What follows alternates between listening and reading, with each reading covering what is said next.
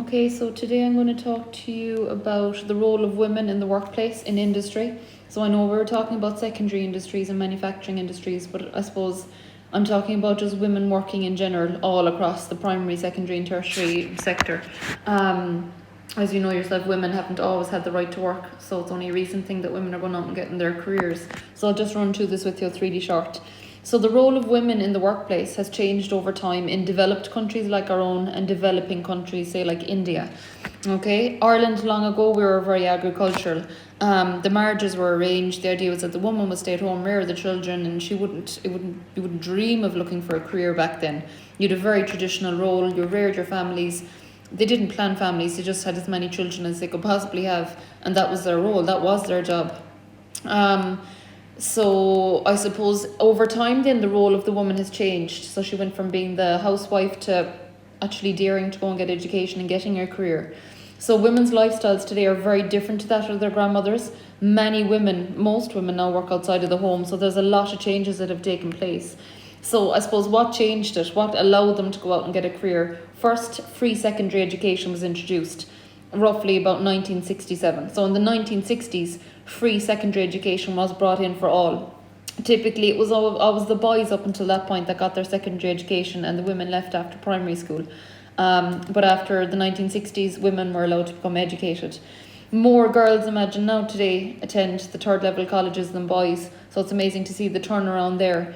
And many women are entering the workforce with several degrees. You see women as CEOs of companies, executives, managers, presidents of certain corporations. So it's really, the role of women has improved in recent years. So free secondary education, I suppose, helped that, because they wouldn't be able to go on to third level if they didn't have the free secondary education.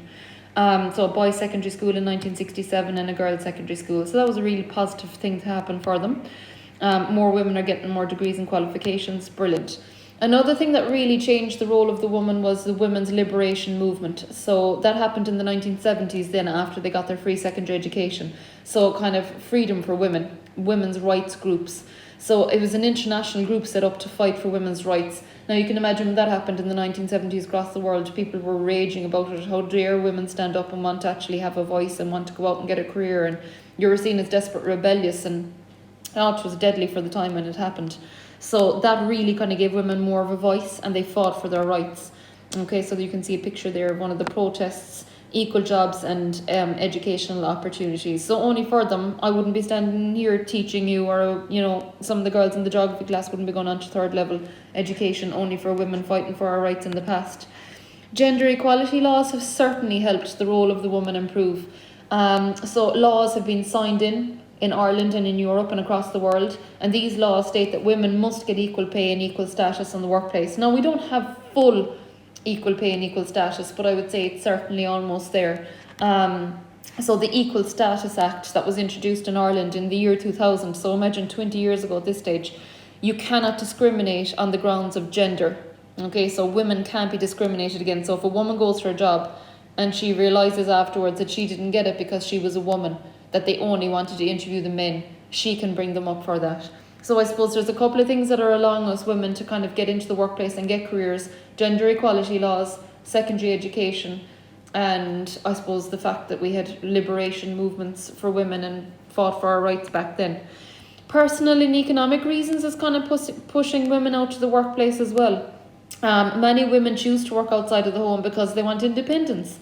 They just want a bit of freedom, get out of the house for the day. Sometimes they have to work, even whether they want to or not, just to pay for bills. It's not even a choice. They'll still have their children, but they wouldn't even be a choice to stay at home. They just have to work to keep paying the mortgage. And the cost of homes, they just have to pay. They have to work to pay for the mortgage, maybe to pay for the holidays that they want to go on. Okay, so I suppose women are less tied to motherhood as well in the home. We're not seen as a traditional person that sits down and cooks the dinner every day. The man is sharing the roles more often now. He's doing more housework, he's doing more cooking, he's sharing with the rearing of the children. So today mothers are having on average 2 children each, as opposed to the 7, 8, 9 or 10 that they had years ago. So they're not as tied down to rearing children as before. So they have more flexibility, more time to find a job. Creches are there as well nowadays to help women go out to the workplace, whereas years and years ago in Ireland they weren't there. You had to stay at home to mind your own children. So creches allow you the freedom to go out and work and not to worry about having to find someone to mind your child. Okay? So the work-home balance, I suppose that is a big struggle with women nowadays in the workplace, struggling to balance home life and work life. And some of your parents might feel that. It's difficult to manage working long days and coming home to rear your children at the same time. It's sad, they drop them off in the morning at 6:30, 7:00, 8:00 to creche, and then they don't pick them up until 6, 7 in the evening. And like you feel like you only see them at the weekends, and that's hard. You're feeling guilty because you feel like you're not doing enough at work, and you feel guilty like you're not spending enough time with children. So there are family-friendly policies out there to help women who struggle with the work-life balance. So you can take a career break. I think you can take up to 5 years in any job, but you won't get paid for those 5 years, but you can go off and get another job or do whatever, travel, etc., rear your children. Job sharing. So basically you're down to half your hours that you would typically work and someone else is employed to do the other half of your hours. Part-time work, same as job sharing nearly. Flexi time means that in certain jobs this works fine. Say you're working like a computer job where you could do your hours all on a Monday, Tuesday, Wednesday, do like 12-hour days and then take Thursday, Friday, Saturday and Sunday off. You work when you want to. Once you put the hours in, they don't care. And study leave allows you to go back to the college in certain time and go back and get more qualifications. So there's a lot of things out there for women to get careers and to get out into the workplace. I suppose just looking, like, we know what the life of women is like in our countries and we know the big career opportunities they have and all the jobs they can get. Just looking at a developing country, China, what is the role of the woman like in the workplace and in factories in China? I suppose back, just to give you a little bit of a history of it, China was a very agricultural economy. Women's lives were difficult years and years ago. They were working as wives, mothers, or working out in the fields. They had large families. I suppose very similar to agricultural Ireland as well in the past. In 1979, almost 1980, China started to panic because their population was just exploding and they were having too many children, and they just thought, we have to curb this and stop it. So basically in 1979 they introduced a one-child policy, and it's just such a crazy policy. It basically was a policy which stated that women could only have one child, which is mad. And if unfortunately they did have a second child, they wouldn't be allowed to have that. Basically, you can kind of use your own imagination there. It was just dreadfully sad what they did to their women and not allowing them to have more than one child. I think, if my memory serves me correct, that one-child policy was brought to an end in 2015. So you can check that up for yourselves. But that basically kind of, I suppose, restricted women a lot, children-wise, that they're only allowed to have the one child. Since the 1980s then, they kind of went from being an agricultural farming economy to an industrialised economy. And as you know, factories all across Europe started relocating over to cheaper labour and cheaper cost locations. So China got a load of factories set up. Industries from Hong Kong, Taiwan set up factories all along the east coast of China. So you've a big, huge spread and growth of factories in China in the 1980s, 1990s, 2000s, and you need people to fill the jobs. So they got a lot of women to fill the jobs because we started to get more money here as well in Ireland, and our standard of living improved, and we started to want more products, more makeup, more bags, more clothes, more furniture for our homes, more cars. So China was producing all these for us and still is. Look at the coronavirus situation at the moment. We're down on hand sanitizers, gloves, masks, certain foods, certain toilet rolls because they're produced over in China. Pennies said that they're going to have a shortage of clothes later in the year because the factory shut in China during the coronavirus. So they make so much for us. So a lot of women are employed in factories over in China to make these products. They have very, very strict deadlines. They work under fairly long hours, hard conditions.